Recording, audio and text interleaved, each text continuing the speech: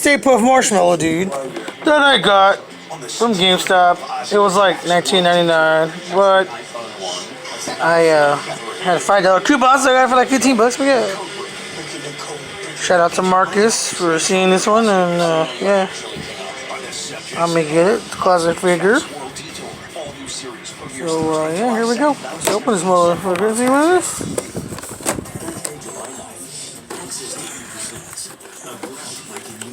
Alright, nothing, too special. Just a simple Ghostbusters box. Pull this dude out here. I'll do it in one hand. Yeah.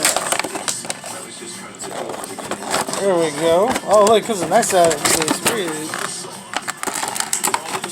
So, take this off, and cool. Here's the base for it. Pretty nice. He stands up on there. The bag's got the Ghostbusters logo. And all the info stuff. It's pretty cool, pretty cool. And now we summon the Marshmallow Man from Stray Puft. Who's like,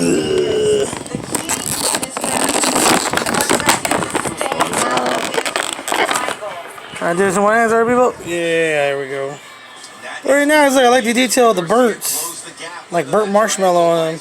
Like his evil looking face, because I like the evil looking one, not the happy one. Got a burn on his face, little tassel thing on his hat. Little Spico. His little ascot, or whatever the hell that thing is called. But yeah. So, let's see. Goes the opposite way. Tit. Oh, I've had the base right? Oh, look, it's got the Ghostbuster thing on there too, nice. So, here you go. Stick him up on there. If I can get his ass up on this one. Okay, it's harder than it looks, but yeah. Whoa, here we go. Let's see. Oh no, that's gonna work.